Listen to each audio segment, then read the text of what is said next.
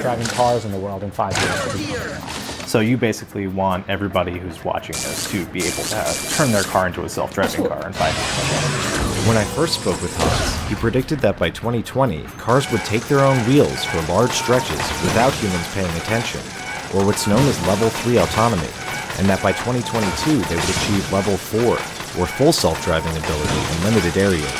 Now it's 2 years on. How do those predictions sort of go down? None of that's true. Every single car today needs somebody there. Tesla, us, Waymo. Things got very good on the highway last year. Cars are very good, Autopilot's very good. They're nowhere near Level 3. Level 4 is mostly a scam. And why do you say that? Because, for example, one of those Waymo cars costs $250,000. And they have a full-time driver monitoring. But, it's not a product. That's oppressive. The whole thing is oppressive. Until the system can be shown to be statistically safer than a human alone, the driver has to pay attention. Gotcha.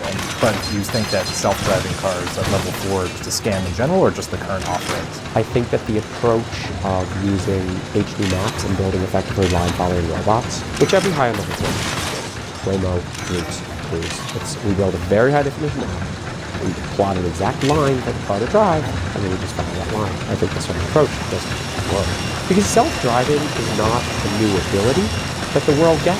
It's not like, building a rocket to go to Mars. There's no way to get to Mars. You can have a self-driving right now. It's called Uber, right? Put a person there. Like, you can't. It's just a cost thing. And this whole $250,000 car outfitted with LiDARs, maps made in 1 centimeter. No mercy, Mega. So that's why I'm going to close this guy. But again, these companies have spent so much money. Look, we spent $8.1 million. We fold, we go under, we get no money. We're profitable. The Zooks guys, they raised $990 million. They've never made any money. So they never made any money. How do you wake up every day? How do you wake up every day and you're just like, hey, this? That's what's doing the driving. I can't say that. That is the system. Good job. Now Hatz's company has rolled out its first truly all-in-one device, the $999 Comma 2.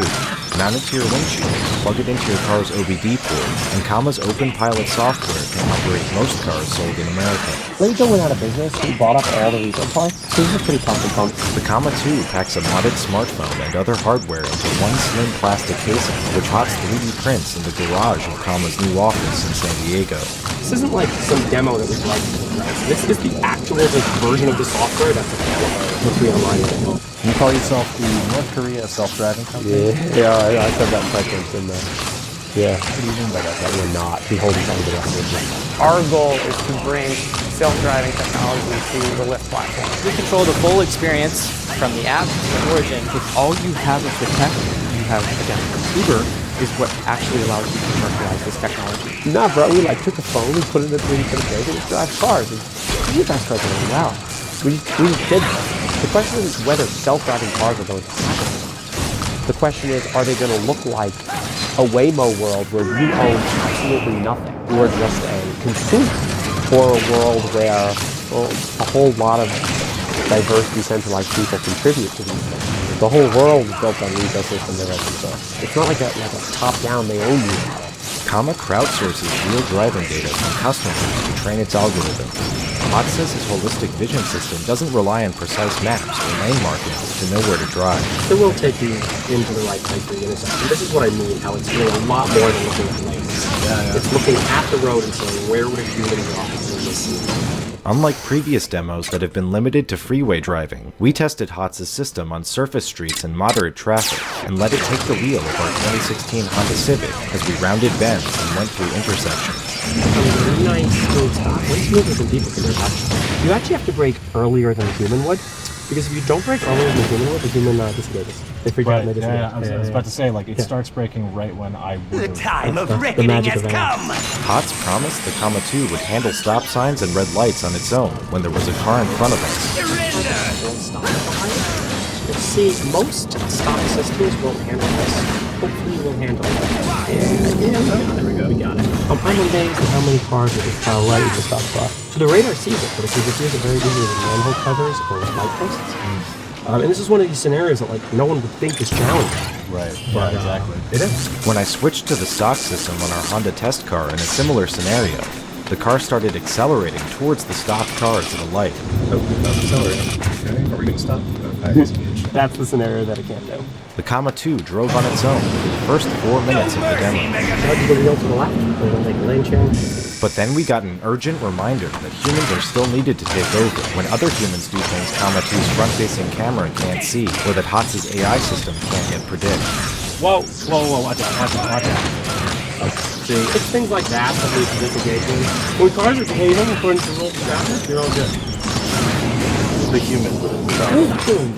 This sort of goes to the heart of the difference between describing something as self-driving or a driver assist. Because this is we're sort of getting to the point now where the technology is advanced enough that people can start to rely on it. Because as we saw in this road test, I found myself sort of starting to drift a little bit. How are you going to bridge that gulf where we're going from really advanced driver assistance systems that people might over-rely on and think it's too good to actually fully self-driving cars? Driver mode. The driver doesn't get a choice now. Well, this is good.